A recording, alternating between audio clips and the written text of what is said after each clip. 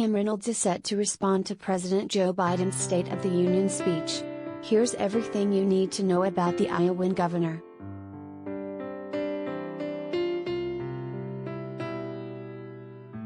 Kim Reynolds is set to give the Republican response to President Joe Biden's State of the Union speech. Described as a polarizing figure, she has become a prominent member in the Republican Party while earning backlash from others due to her inaction during the coronavirus pandemic. Tonight, I have the opportunity to share Iowa's success story with the nation.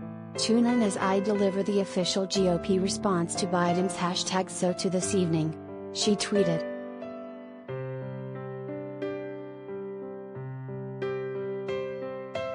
Based on her party's outlook and past statements, she likely won't have much positive to say about the president. Ahead of the speech, she touted her accomplishments including banning mask mandates, supporting law enforcement and kids in the classroom, adding, "I'd put my record up against Biden and the Democrats in D.C. every single day." Here's everything you need to know about the Republican poised to take aim at Biden.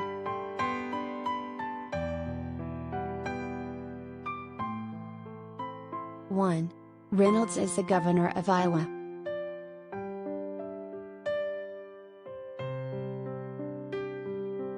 Kim Reynolds is the 43rd governor of Iowa and the first ever woman to hold the position. She took the place of Governor Terry Branstad stepped down in 2017 to become the U.S. ambassador to China and was officially elected into the position in 2018, beating out Democratic businessman Fred Hubbell, Libertarian Jake Porter, and independent candidate Gary Seaworth. Before holding the position of governor, she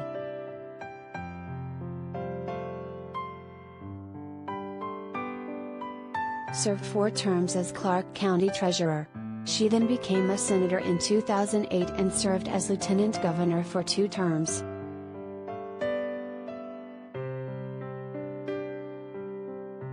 Related gallery.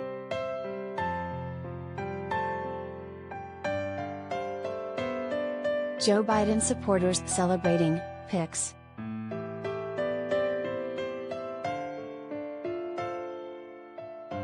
Two. Reynolds has been adamantly against COVID regulations.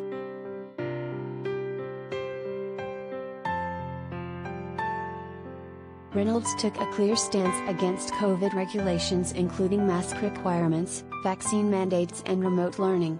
"No, I'm not going to mandate masks. I trust Iowans. I believe in Iowans," Reynolds told WHO Radio, via NPR, back in October 2020. When Iowa was experiencing its 3rd surge of COVID cases. "There's no way to enforce it. Most of the states or entities that have done that, they've actually gone as far as to say we're not going to enforce it, so it's just kind of a feel-good."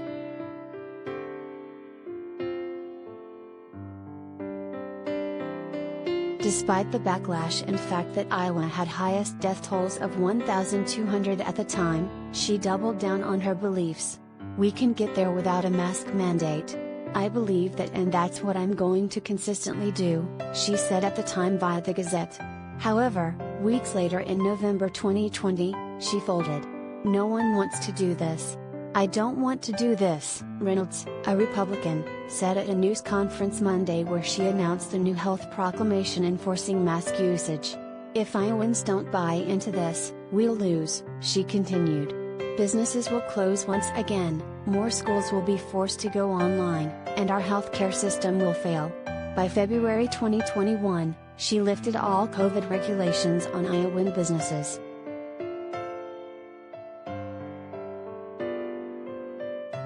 Now, just ahead of her response at the State of the Union, a state auditor has issued that she returned nearly $450,000 in federal coronavirus relief funds that were used to pay for 21 governor's office staff members for 3 months back in October 2020 which were deemed improperly used.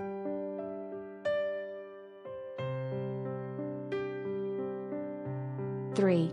Reynolds just passed a flat tax bill.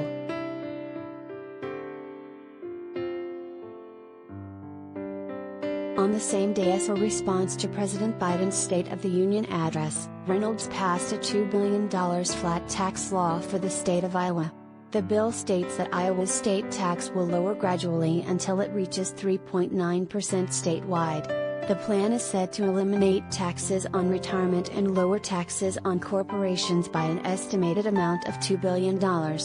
This was one of Reynolds' top items on her agenda as state governor and is a plan that Republicans have been championing.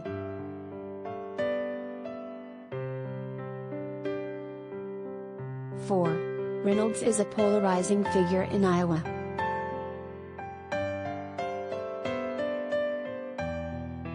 Ahead of Reynolds' response at the State of the Union, chief political reporter at the Des Moines Register, Brianne Pfannenstiel stated the governor is deeply polarizing in Iowa, when speaking to CNN. Some of Iowa's best-known politicians, Democratic U.S. Senator Tom Harkin, Republican U.S. Senator Chuck Grassley and Republican Governor Terry Branstad, were known for drawing support from the opposing party. That's not true for Reynolds, she told the outlet. She's very popular among Iowa Republicans, with an 88% approval rating, so that tells you something about how she's been able to appeal to the party's solidly red, solidly Trump base. But just 10% of Democrats approve of the job she's doing.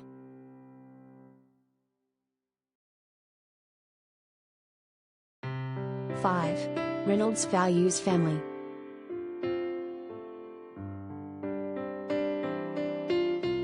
Reynolds is an Iowan through and through. She claims to be proud of her Iowa roots and a small-town, rural Iowa girl at heart. Not only was she born there but all of her family was too and still resides there. She raised her 3 children there along with her husband Kevin Reynolds. Her daughters then gave her 11 grandchildren who are all raised in Iowa as well.